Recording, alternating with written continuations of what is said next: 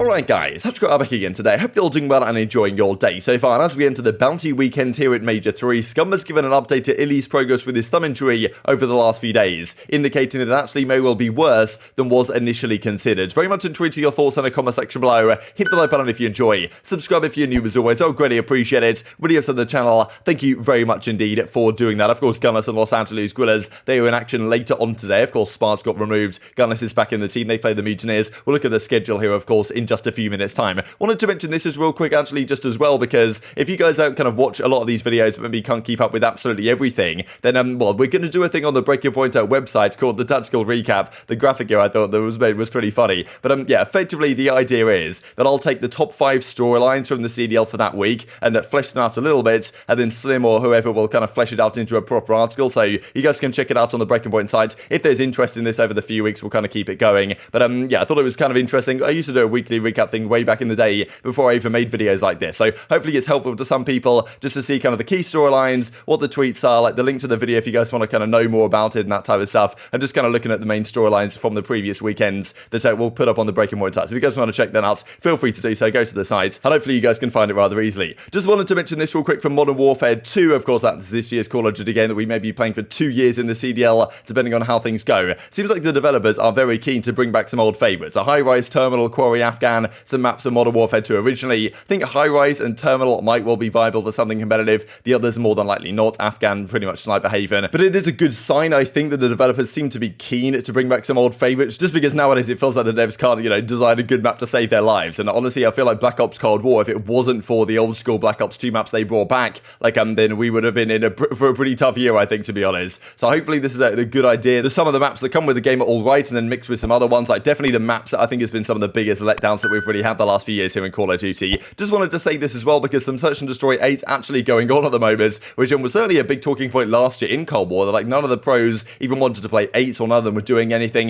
This has been going on right now, so like Shotty, Slasher, John, Prolute, Vivid Kismet, these type of guys getting involved in this. Clayster wants to get involved as well, so thought that was pretty cool. Some good content to watch actually on the evenings, despite the fact that this game to watch gets pretty tiresome at times, I can't lie. This also, speaking of Clayster, there's a Challenger's Rostermania type stuff going on. Kind of crazy how Spart now he's back down there. Ghosty got kicked from the team it seems, and now Clay, Fellow and Johnny are going to be the trio. So interesting stuff. I believe Fellow is going to run the second sub on this team, even though now the team kind of looks like it has 3 ARs. But you know, still I think Fellow's going to be the second sub, Spart is the flex, Clay is the main, Johnny is kind of the main SMG. So that's what they're going for down there, I guess, this team, if it does stick together, because Challenger's is crazy. Anything could change over the coming days and weeks. But they'll probably be trying to go to the Toronto well, Challenger's event that goes alongside it. Shame there's not really another Pro-Am event, because it would be kind of cool to see a team like this full of you know, basically a lot of these teams down there now, MajorManiak, Neptune, they're on the same team. A lot of these guys are basically just full of pros, to be honest. But I believe there's only allowed to be 2 professional players on one Challengers team, but they can be from different organizations now that they couldn't be back in the Modern Warfare days. So Clay is signed to the subliners still, Spart is signed to LAG, but Fellow got released from his Paris contract, so he's kind of able to come into this team regardless. This also just from Drazah, because last night we did talk about the possibility of, okay, like let's say Los Angeles Thieves do want to make a move, they want to bring Pentagram in and see how that goes as an SMG player. Who would be the man to kind of, well, get kicked in that situation? It might well be Drazah, just because if Pentagram was to come through alongside Envoy in the SMG role, Kenny might go back to the flex, Octane would stay as the main in that situation, right? The only other alternative was to keep Drazah as the flex, put Kenny as the main and then kick Octane. So like it seems more likely that Drazah will go as opposed to Octane if they were to make a change, so not sure if this indicates anything. You'd imagine it doesn't, just because they've got a match in a couple of days time here. But if things go south, you can never count out some sort of change up this from the Los Angeles Thieves camp, as we certainly saw last time around. Let's dive into this then, right? So Scump obviously yesterday on the OpTic podcast, he was having a few words to say on how well he thought Prolute had adapted to the team and how impressed he was at Prolute's adaptation over the last few days to their team, and also how happy he was really that they'd managed to go 6-0 map counts, because that puts themselves in a very nice position where their next 3 games are very difficult. They play FaZe this weekend, they then play the subliners, and they play Los Angeles Thieves. Those are, well, 3 very difficult games up against arguably the other 3 teams out of the top 4 in the entire game. So definitely if they take some maps from those series, given like if they can afford to go 2-3 as long as their map count is solid enough and still qualify for winners, and their 6-0 start puts them in a very nice position.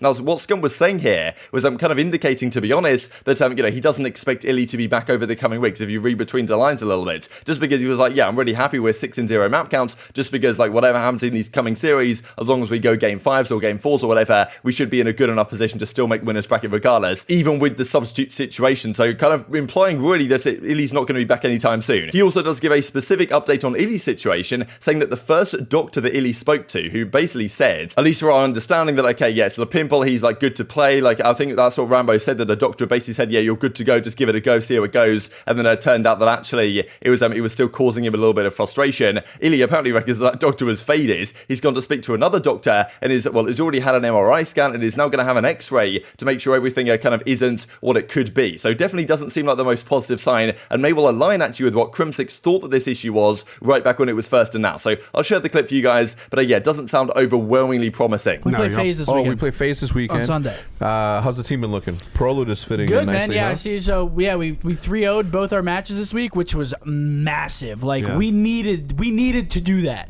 Because I mean, the rest of our schedule is pretty tough. I mean, we play FaZe, New York, and then Thieves. So with those 2 wins, I'm pretty sure that we've pretty much clinched winners as long as we don't go like 0-9 map count. Yeah. So those 2 wins were huge, and I mean, shout out to Byron. He just walked by, but yeah, I'm really happy with how quickly he's. Walks in like this. Yeah. Nah, I'm really happy with how quickly he's like molded to our system and like just gelled with the team. What's going on with Ender? Have we heard from him? I texted Ender, I think 2 days ago, and he said that he was going to a different doctor. The first doctor was faded. Imagine Ender. He's like, yeah, that guy was faded. Yeah. He's a doctor. That's funny. So he's going to get like I think a MRI or something on his hand this week or X-ray. He got an MRI. He's getting X-rays this week to like get a for sure 100% what is it. Yeah. So okay. I mean, yeah, we're really happy with Byron so far. We're obviously wish Ender the speediest recovery he can have, and we miss him. Yeah. So this is what Crimsix had to say at the time when it was initially confirmed. It's probably a bone spur, get an X-ray. Still hate you though. So like, I mean, yeah, of course he was hoping that iLLeY can get well soon. Rather interesting, right? Because this is what Crimsix said back at the time. There was like, okay, I don't know, like, look, I don't know all the specifics here, what a bone spur is, what sort of issues that iLLeY might be having. But there was actually some talk even on the reverse sweep that like, okay, an infected pimple, would that really be causing like quite the extent of issues that iLLeY is experiencing, right? Because like if it's an infected pimple or whatever, you would imagine that if you start playing, like it would hurt immediately if it's actually going to be, you know, if it's pushing on that area of the thumb, it's going to hurt immediately, rather than what iLLeY was kind of explaining, whereas he plays for like an hour or so and it's fine, and then after an hour and a bit, the pain starts to come back, which maybe would indicate something slightly deeper than just this kind of infected pimple issue, right? That maybe was kind of some people's perspective on it, and as Crim says, it could be this bone spur thing. Not sure how easy this is to resolve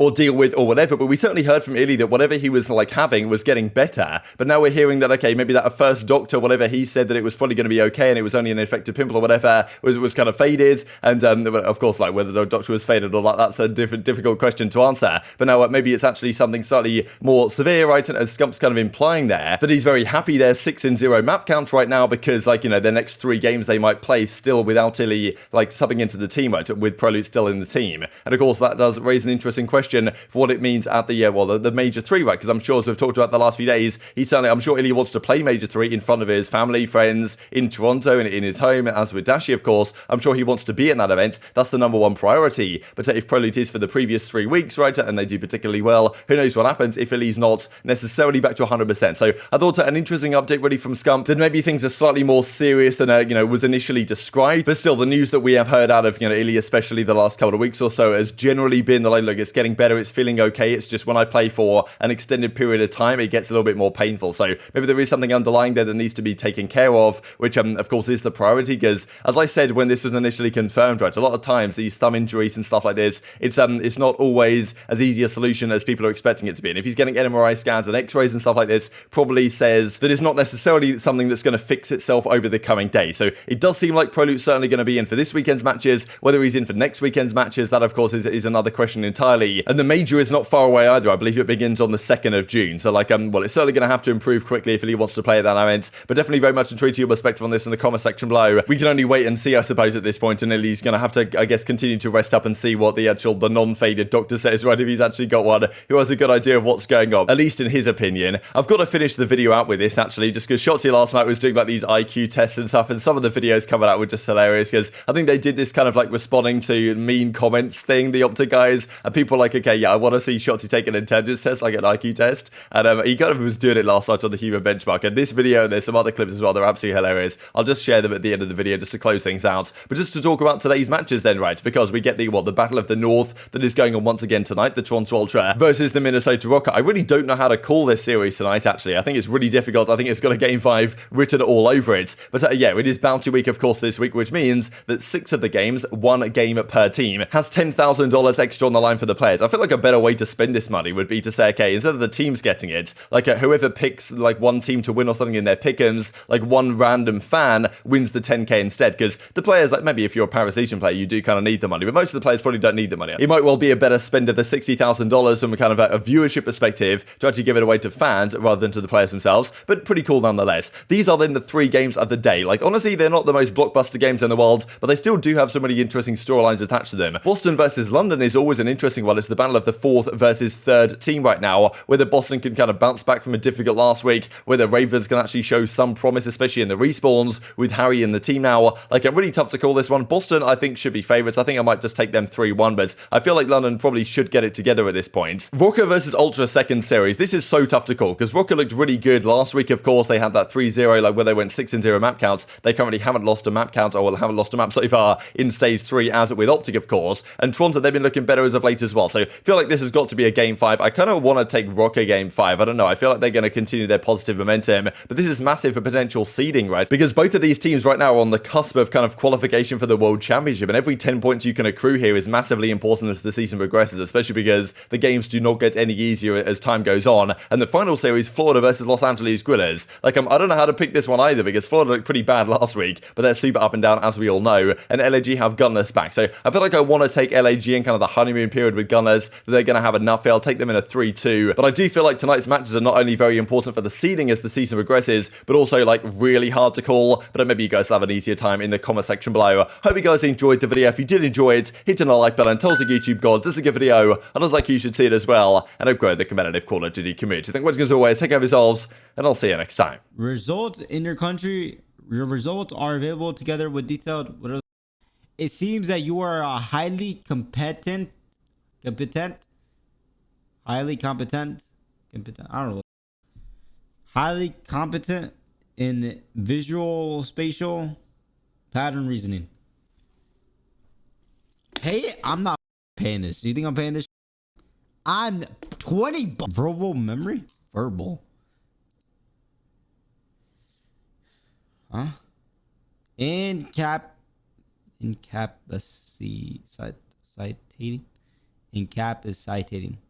Is that word? Can't even pronounce it. Incapacitate. What the f is this, bro? Incapacity. Dude, I can't even say this.